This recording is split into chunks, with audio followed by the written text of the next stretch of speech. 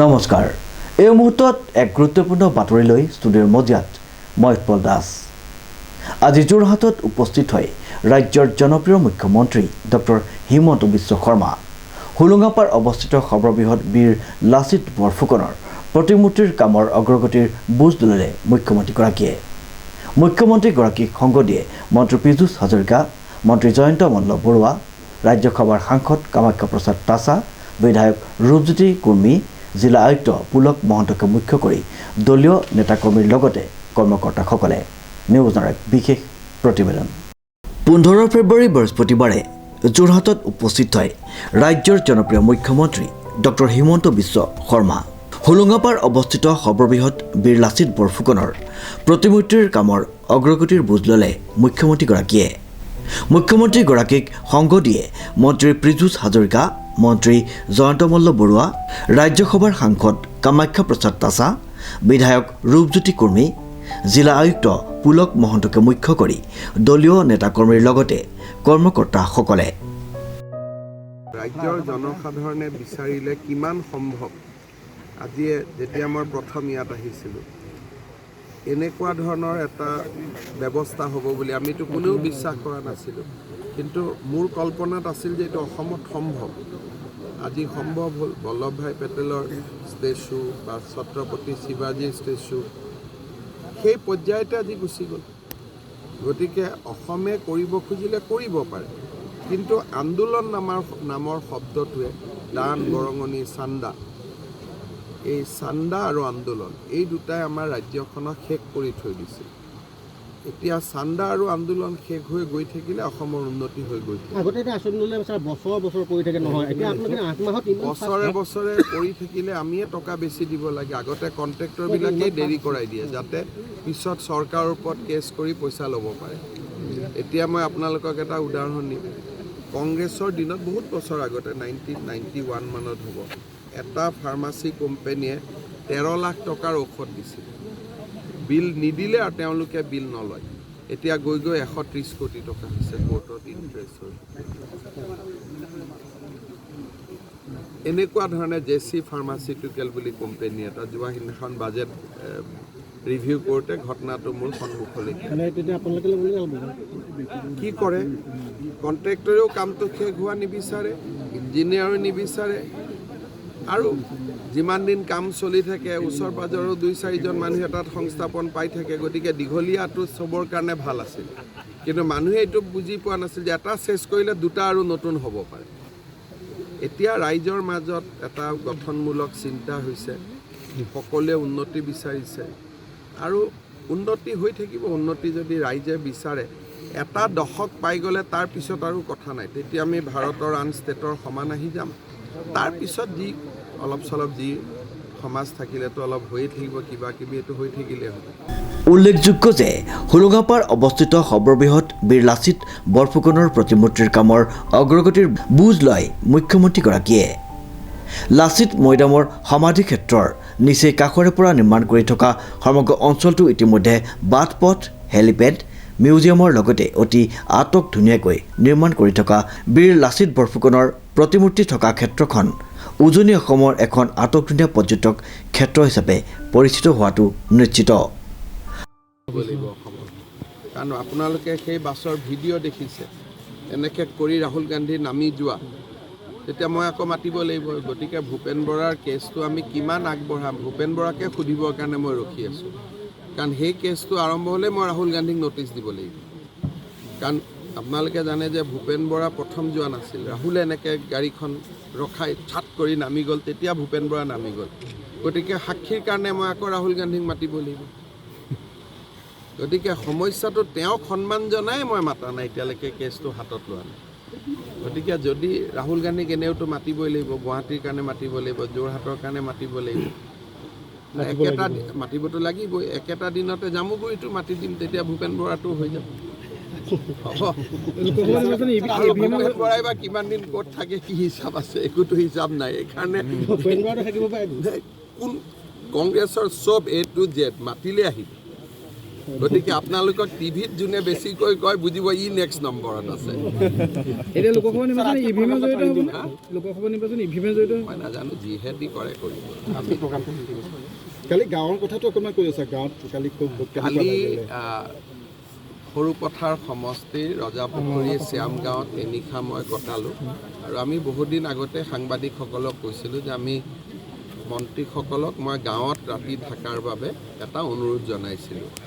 এতিয়া আমি সিদ্ধান্ত লৈছোঁ যে এজন মন্ত্ৰীয়ে 7 দিন, বছৰৰ 7 দিন গাঁৱত থাকিব লাগিব আৰু গাঁৱত কোনো চাৰ্কিট হাউচ IB বাংলোত নহয়, হয় গাঁৱৰ স্কুল নামঘৰ নহ'লে কোনোবা ৰাইজৰ ঘৰত, আৰু তাত থাকি ৰাইজৰ লগত কথা বতৰা পাতিব, ৰাতি ছিনিয়ৰ চিটিজেনৰ লগত ভাত খাব, ৰাতিপুৱা আই মাতৃসকলৰ লগত পুৱাৰ আহাৰ কৰিব। এটা নিয়ম আমি প্ৰট'কল এটা বনাই দিম। আজি মই প্ৰথম গৈ পেলাই বস্তুটো মই চাই ল'লোঁ যে কেনেকৈ হ'ব পাৰে। এতিয়া মই নিজে বুজি পালোঁ আৰু ৰাইজেও খুব ভাল পায়। ৰাইজৰ লগত কথা বতৰা পাতিলে বহুতবোৰ নজনা কথা জানিব পৰা যায়। গতিকে কালিও মোৰ বহুত অভিজ্ঞতা হ'ল। গতিকে এই ধৰণে অসমখন আমি আগুৱাই লৈ যাব। ষ্টাৰ্ট কৰিছিলে আপুনি মাজুলীত, প্ৰথম চাংঘৰত আছিল। মাজুলীত মই চাংঘৰত আছিলোঁ, তাৰপিছত মই বগীনদীত কাৰেংগাঁৱত আছিলোঁ। এইটো মোৰ 3 নম্বৰ। আকৌ থাকিম বুলি কৈছে। 7 দিন মই যিহেতু মন্ত্ৰীসকলক কৈছিলোঁ ময়ো থাকিব লাগিব। প্ৰতিমূৰ্তিৰ দুয়োকাষে টাই আহোম মিউজিয়াম আৰু লাচিত বৰফুকনৰ মিউজিয়ামৰো নিৰ্মাণ কাৰ্য ক্ষীপ্ৰতাৰে চলাই থকা পৰিলক্ষিত হৈছে। প্ৰধানমন্ত্ৰী কাৰ্যালয়ে বিচাৰিছিলে যে সকলো ব্যৱস্থা সম্পূৰ্ণ হৈছে নে নাই, মই নিজে চাই গ'লোঁ। এতিয়া যিখিনি মই দেখিছোঁ এইখিনি মই জনাম। তাৰ ওপৰতে প্ৰধানমন্ত্ৰী অহাৰ সিদ্ধান্ত হ'ব। মই আশা কৰিছোঁ যে মাৰ্চৰ প্ৰথম সপ্তাহত প্ৰধানমন্ত্ৰী ডাঙৰীয়া নিজে যোৰহাটলৈ, হোলোঙাপাৰলৈ আহি এই প্ৰতিমূৰ্তিটো উদ্বোধন কৰা সম্পূৰ্ণ সম্ভাৱনা আছে। প্ৰতিমূৰ্তি নিৰ্মাণ প্ৰায় সম্পূৰ্ণ, আৰু ইয়াত কি থাকিব? ইয়াতে প্ৰতিমূৰ্তি থাকিব, লগত 2টা মিউজিয়াম হ'ব, তাৰ কাম চলি আছে। আৰু মিউজিয়ামৰ লগত ইয়াত এখন গোটেই উদ্যান এখন হ'ব, যাতে ৰাইজে আহি চাব পাৰে। অলপ সৰু ল'ৰা ছোৱালীৰ খেলাৰ কিছু সামগ্ৰীও বা খেলাৰ কিছু ব্যৱস্থাও অন্তৰ্ভুক্ত হ'ব। আৰু তাৰ লগত বিভিন্ন মুৰেল যিবিলাক আমাৰ সেই সময়ৰ সমৰ কলা আদিৰ ওপৰত বিভিন্ন মুৰেল আদিও প্ৰতিষ্ঠা হ'ব। আৰু অৰিজিনেল যিটো মৈদাম য'ত লাচিত বৰফুকনৰ সমাধি আছে, সি যেনেকৈ আছে তেনেকৈ। উল্লেখযোগ্য যে মাৰ্চ মাহত প্ৰধানমন্ত্ৰী নৰেন্দ্ৰ মোদীয়ে প্ৰতিমূৰ্তিভাগ উন্মোচন কৰাৰ কথা উল্লেখ কৰে মুখ্যমন্ত্ৰীগৰাকীয়ে। প্ৰধানমন্ত্ৰী কাৰ্যালয়ে বিচাৰিছিলে যে সকলো ব্যৱস্থা সম্পূৰ্ণ হৈছে নে নাই, মই নিজে চাই গ'লোঁ। এতিয়া যিখিনি মই দেখিছোঁ এইখিনি মই জনাম। তাৰ ওপৰতে প্ৰধানমন্ত্ৰী অহাৰ সিদ্ধান্ত হ'ব। মই আশা কৰিছোঁ যে মাৰ্চৰ প্ৰথম সপ্তাহত প্ৰধানমন্ত্ৰী ডাঙৰীয়া নিজে যোৰহাটলৈ, হোলোঙাপাৰলৈ আহি এই প্ৰতিমূৰ্তিটো উদ্বোধন কৰাৰ সম্পূৰ্ণ সম্ভাৱনা আছে। প্ৰতিমূৰ্তি নিৰ্মাণ প্ৰায় সম্পূৰ্ণ, আৰু ইয়াত কি থাকিব? ইয়াতে প্ৰতিমূৰ্তি থাকিব, লগত 2টা মিউজিয়াম হ'ব, তাৰ কাম চলি আছে। আৰু মিউজিয়ামৰ লগত ইয়াত এখন গোটেই উদ্যান এখন হ'ব, যাতে ৰাইজে আহি চাব পাৰে। অলপ সৰু ল'ৰা ছোৱালীৰ খেলাৰ কিছু সামগ্ৰীও বা খেলাৰ কিছু ব্যৱস্থাও অন্তৰ্ভুক্ত হ'ব। আৰু তাৰ লগত বিভিন্ন মুৰেল যিবিলাক আমাৰ সেই সময়ৰ সমৰ কলা আদিৰ ওপৰত বিভিন্ন মুৰেল আদিও প্ৰতিষ্ঠা হ'ব। আৰু অৰিজিনেল যিটো মৈদাম য'ত লাচিত বৰফুকনৰ সমাধি আছে, সি যেনেকৈ আছে তেনেকৈ থাকিব। আপোনালোকে ৰাষ্ট্ৰীয় প্ৰেক্ষাপটত লাচিত বৰফুকনক উপস্থাপন কৰিবলৈ ইতিমধ্যে কেইবাটাও কাৰ্যসূচী লৈছে। আপুনি কৈছিলে যে ভাৰতবৰ্ষৰ বিভিন্ন ৰাজ্যৰ পাঠ্যক্ৰমত যাতে অন্তৰ্ভুক্ত কৰাটো সেই ৰাজ্যৰ চৰকাৰসমূহৰ কথা। আমি চিঠি পত্ৰ লিখিছোঁ, তেওঁলোকে মেটেৰিয়েল খুজিছিলে, তাৰ ওপৰত এতিয়া অৰূপ দত্ত ডাঙৰীয়াৰ পুথিখন অনুবাদ হ'ল। সকলো ৰাজ্য চৰকাৰলৈকে আমি নিৰ্বাচনৰ পিছতে সেই ৰাজ্যত গৈ তাক আমি শুভ উদ্বোধনো কৰিম। আৰু ৰাজ্য চৰকাৰসমূহে এতিয়া মেটেৰিয়েলো বহুত পাই যাব যে কেনেকৈ অন্তৰ্ভুক্ত হ'ব লাগে। আৰু বিভিন্ন ৰাজ্যই ইতিমধ্যে লাচিত বৰফুকনৰ ওপৰত ল'ৰা ছোৱালীক জ্ঞান দিয়া আৰম্ভ কৰিছে। ৰচনা প্ৰতিযোগিতাত কিমান ৰচনা হৈছিলে, সংকলন কৰিব নেকি? ৰচনা কেইখনটো সংকলন কৰিব নোৱাৰি, 42 লাখ ৰচনা। 42 লাখ? 42 লাখ, এখন দুখন নহয়। সেইখিনি ৱেবছাইটত পাৰ্মানেণ্ট হৈ আছে।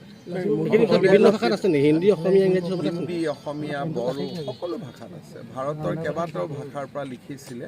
আপোনালোকে ৱেবছাইটত গৈ চালেই 42 লাখ দেখা পাব। আজিলৈকে ছাৰ কোনো বীৰ বীৰাংগনাৰ ওপৰত 42 লাখ ৰচনা এইটো ৰেকৰ্ড অসম্ভৱ হয়। আজিলৈকে কোনেও লিখাও নাই, আৰু যিখিনি কাম হৈছে এটা এটাকৈ ইমান ডাঙৰ প্ৰতিমূৰ্তি, ইয়াৰ পিছত এতিয়া 400-500 কলা কুশলী এখন লাচিত বৰফুকনৰ ওপৰত নাটক প্ৰস্তুত কৰিব, আৰু সেই শিল্পী কলা কুশলীসকলে বছৰত 4-5 বাৰ ভাৰতৰ বিভিন্ন স্থানত গৈ লাচিত বৰফুকনৰ এই ফুল ষ্টেজ ড্ৰামাখন তেওঁলোকে দেখুৱাব, য'ত হাতী, ঘোঁৰা এইবিলাক অৰিজিনেল হ'ব।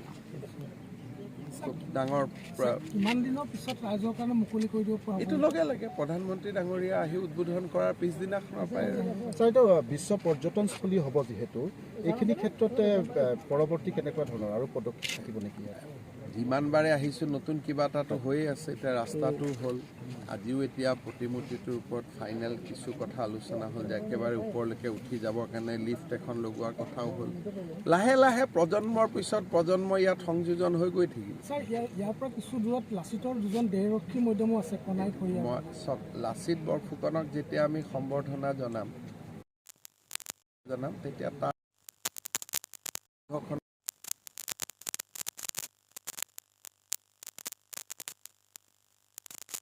পৰ্যায়তে আলাবৈদ্যত 10,000 অসমৰ সেনাই একেদিনা আত্মত্যাগ কৰিছিলে, তাৰো এটা ডাঙৰ সমাধিৰ কাম চলি আছে। অহা বছৰ সিও সম্পূৰ্ণ হ'ব। শ্ৰীমন্ত মাধৱ বৰুৱাৰ ৰিপৰ্ট, নিউজ নাও।